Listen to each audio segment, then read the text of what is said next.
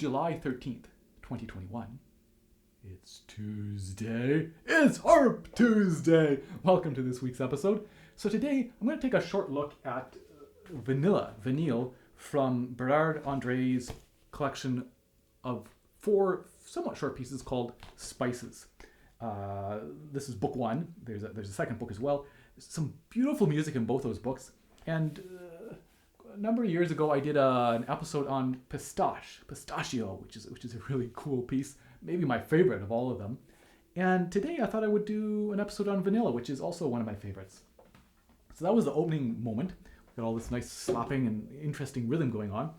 And I'm going to focus on this first page. And I thought I would start just by kind of looking at the rhythm, this idea of, let's say we're learning this. And so with this piece, there's no fingerings on here. And that's something I'm going to talk about in a moment, about what fingerings we might use. But let's just first start by double checking with this opening rhythm. So it can be easy to look at this first bar, which keeps repeating this left-hand little pattern.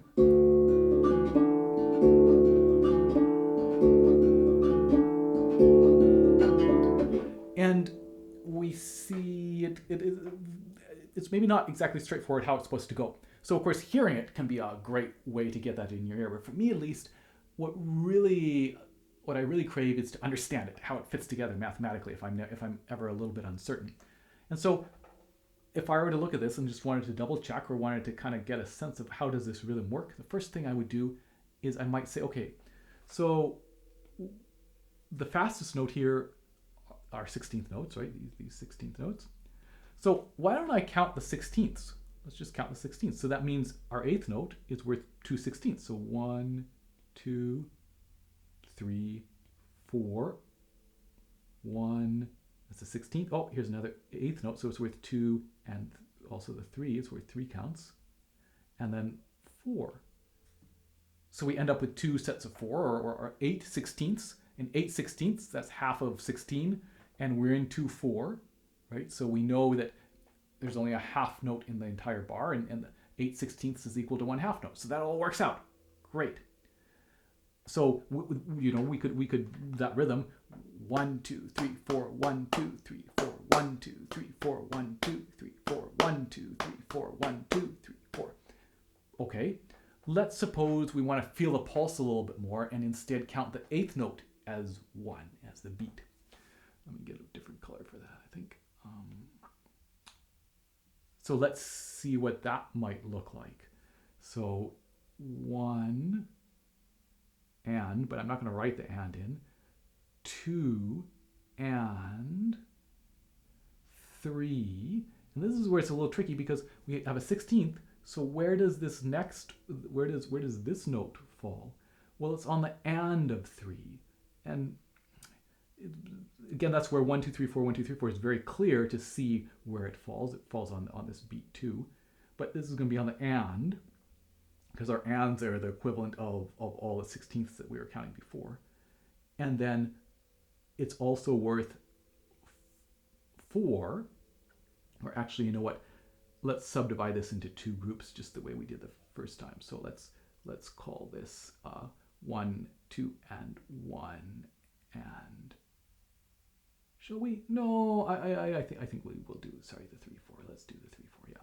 So 3 4, and then the final and is this last 16th. So again, that math works out. We're not going to count this and here maybe, but it exists, 1 and 2 and 3 and 4 and, great, and that same as right, these 2 groups, we can see how they match up. But I wanted that one, but if we don't count this and let's not, I guess we have to count the 4. So then if we try to clap that, 1, 2, and 3, and 4, and 1, 2, and 3, and 4, and 1, 2, and 3, and 4, and 1, 2, and 3, and 4, and 1. We kind of feel that these 2 beats here, sorry, maybe these ones right here, right, this one and this one, are on the and. So that we have 1, 2, and 3, and 4, and 1, 2, and 3, and 4, and So in particular, this last one, more colors, this last one here, oops. For some reason it's not giving me, there we go. This last one here is for and one, leading into this next one. Anyway, to me, that feels comforting to me to know exactly where everything lines up. And then we can, and maybe I will just,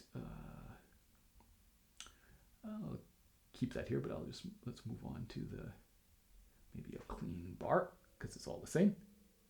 Now we'll keep on that same bar. Then we can look at the right hand, just to confirm exactly what the rhythm is there.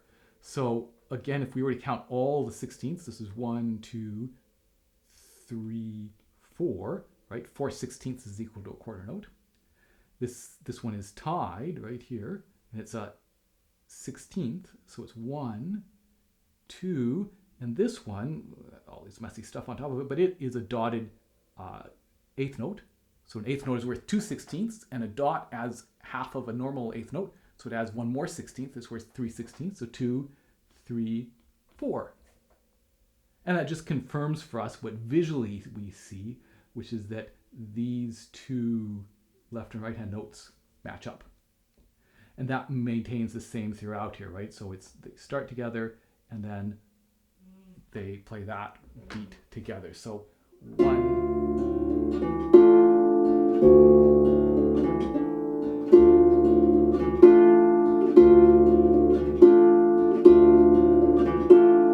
Etc. And then when it comes to the tapping on the soundboard, slapping on the soundboard, we can just double check. So visually it looks as if they line up here, right? And we can double check. So this is a double voicing. So this stem down and a whole note, half note, takes up the entire bar. But this is a rest, a dotted eighth rest, and we know that is 1, 2, 3/16. So this is 4, which matches up, and then 1, 2, 3, 4. So in fact, they do come with these 3 left-hand notes. So we get 1.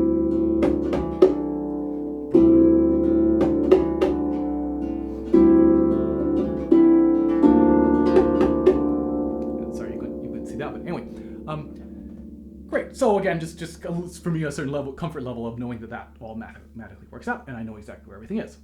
So let's talk about the fingering then. And as I say, there is no fingering on here, and of course Andreas is a accomplished harpist, so he would presumably play this and had some sort of fingering in mind, but he doesn't give it to us. And there's actually a couple options we could use in this little left hand bit. So if you have big hands, you could place everything 4, 3, 2, 1, 2, 3, 4, 3, 2, 1, 2, 3. So let me clean up one of these and just write that down for you. And this option then, this is what I've chosen to do. 4, 3, 2, 1, 2, 3, 4. It doesn't involve any crossing over or under, right? We just get to keep doing that. I'll try and demonstrate with my right hand so you maybe get a better angle. Sorry, this angle is not the best for seeing the left hand. So if I do it, I'll try to do it down here. And again, with my right hand, this is just a reminder of how big that stretch does feel. It's not quite used to reaching down and doing this. And you can see how here I'm taking advantage of the fact that we're not having to play this as a chord. I don't have to place all of them at the beginning. I can kind of rotate.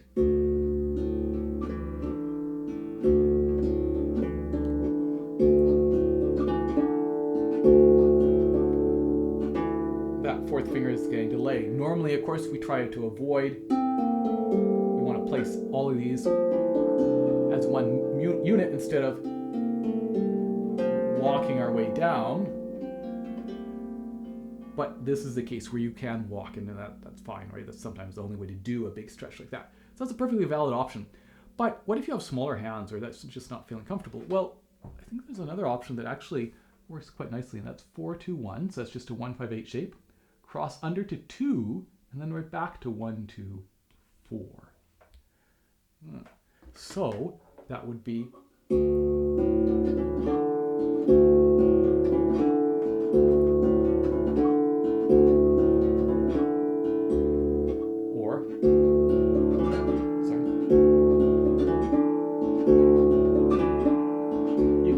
probably even a little bit cleaner.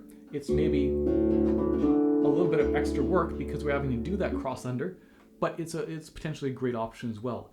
In either case, I would say playing a little lower on the strings can be nice to try and cut through. It can get pretty muddy, especially with some of these chords going on, to be able to actually hear that bum, bum, bum, bum, bum, that nice crisp.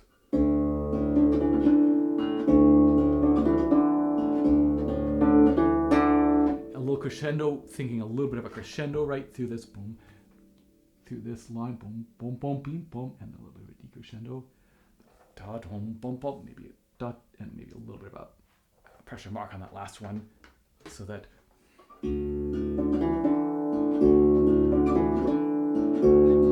not so much a pressure mark, but just boom, boom, distinct, making sure it's distinct. Anyway, so a couple fingering options, right, that to look at there. So next I want to talk about this little section.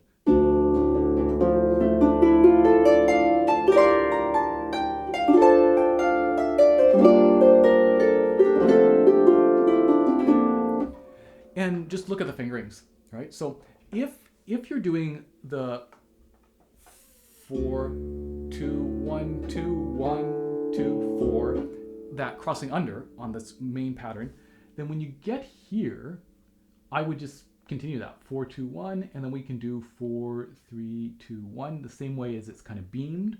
And anytime you see something like this where it seems to be delineated, these are right hand, these are left hand, and it's written or arranged by a harpist, that's a great starting point to presumably that worked for them, and it's worth seeing if it works for you, right? And then 3, 2, 1. On the other hand, if we've been doing the 4, 3, 2, 1, 2, 3 that I like to do, then I would rather just continue that, so that instead we're going to go 4, 3, 2, 1. We'll take this G and this E, and yeah, no harm writing a reminder of what it is. So many ledger lines. Take that E in the left hand and then go 3, 2, 1 with the right hand, and 4, 3, 2, 1 with the left hand, and 3, 2, 1. So this would all remain the same, but at the bottom, instead of going 4, 2, 1, and then 4, 3, 2, 1, I'll go 4, 3, 2, 1, 3, 2, 1. Just makes sense to me to continue with that same shape I've been doing before. We get to the top. We have a little 5-note descending scale that goes up, goes back up, and does 6-note descending, and then a 5-note and a 6-note. So we're gonna have to, we could slide the 5-note, but we're gonna have to cross over for the 6-note. I'm gonna cross with a 5-note as well. And when we have 5 notes, we could do 1, 2, 3, 1, 2, or we could do 1, 2, 1, 2, 3. Let's see which of them seems better. If we do 1, 2, 1, 2, 3.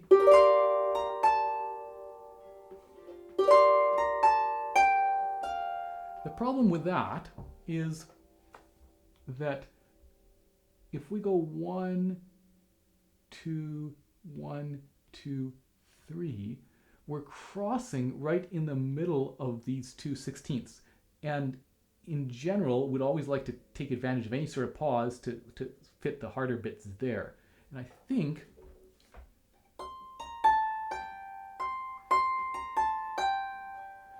to me at least, it definitely feels easier to go 1, 2, 3 at the beginning,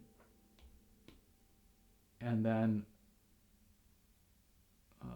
it's definitely 1, 1, 2, 3, then cross over 1, 2, right? So this would be connecting and then connecting back up, and that actually ends up working kind of conveniently because then we can go 1, 2, 3, 1, 2, 3 on the 6-note bit. So both of these bars we're starting with 1, 2, 3, and that just kind of feels nice to go 1, 2, 3, 1, 2, 1, 2, 3, 1, 2, 3, 1, 2, 3. Sorry, 1, 2, 3, 1, 2, 1, 2, 3, 1, 2, 3, 4.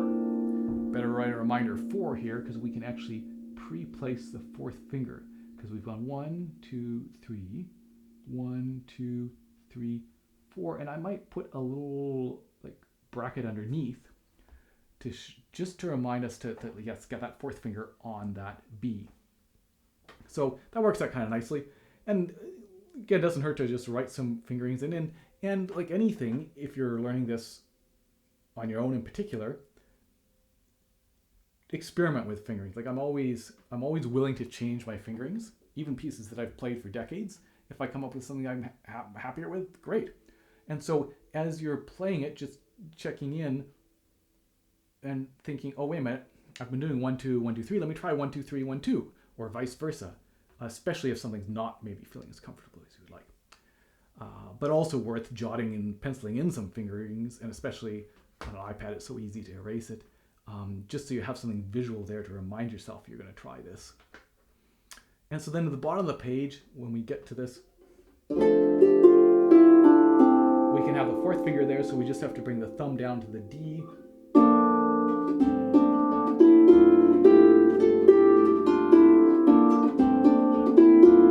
This is a lovely little bit, right, that goes,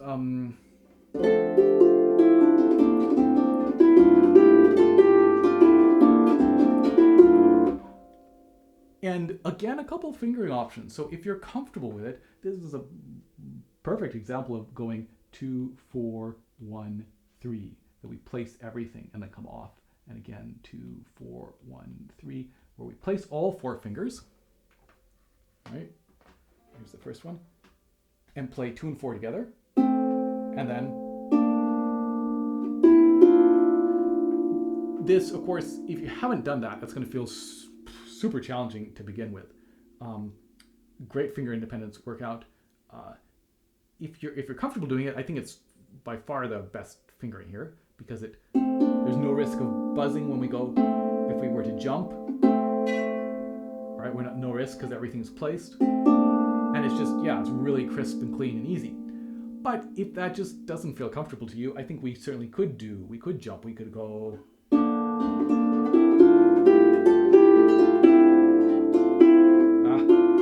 My thumbnail buzz there. Of course, we should be able to play without buzzing, but it's just by placing all of them, it eliminates that chance in a different way. But again, you could jump on those, or you could place them as one group. So just a couple fingering thoughts then. And the final thing I want to leave you with is just musically thinking about what you want to do with this lovely little ending bit. So on the third page, we get kind of a mini ending. So we've come, let's see.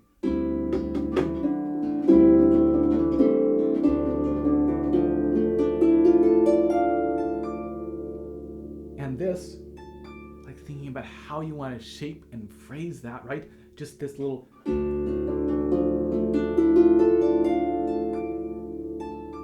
Sorry for the tuning. It could be that, right, that last D is maybe just delayed that little bit. We sit on this A just a tiny bit. Not too much, it's not the end of the piece, but just playing around with that. Of course, there's also the possibility of having this be quite a powerful ending. Right, kind of triumphant. It's not marked that way, but it could work that way, and especially if you wanted to do some extra repeats in here, because as written, it's quite short, but it's worth maybe hearing some of these bits again. You could play around with that, but anyway, just a lovely little moment to have fun with and to shape that. And then we get a very similar thing at the very end, where again we have, let's get into it a little bit.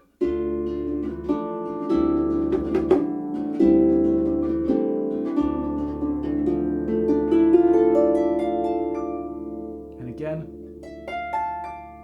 to think about just how you want to shape that. Sorry. So even though it is the very end, I don't think we want to do a big.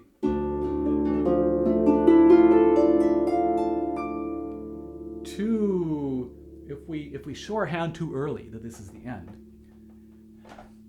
it's just kind of a blah ending, right? It's just like, oh, okay, it's over, right? That was obvious and not quite so exciting. Whereas if we can go,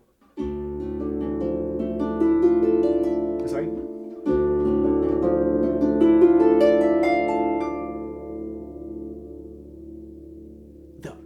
Ideally, like it's over, and we first have a little bit of a shock of, oh wait a minute, is it over? And then we realize like our our brain catches up with what we just heard and realizes that, oh yeah, that is the end. Wonderful, like what a neat ending, if that makes sense. That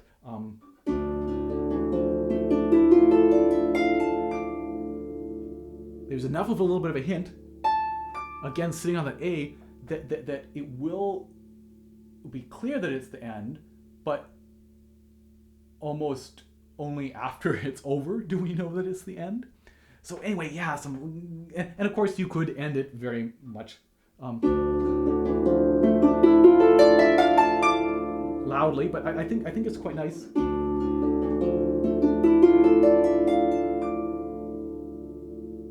With that sense of again, that pregnant pause at the end of oh yeah, oh, it's over, and then realizing that it is like a perfect ending. And yeah, anyway, so beautiful. Just those little runs up, lots of stuff you could play around with there. So I hope you've enjoyed this look at Vanille. And as I say, this book is definitely worth getting hold of if you like this music, because the first and last ones in this are very cool pieces as well. And as I say, I love Pistache. Yeah, so I hope you've enjoyed that. I will see you in 2 weeks' time for the next Harp Tuesday episode. See you then. Cheers.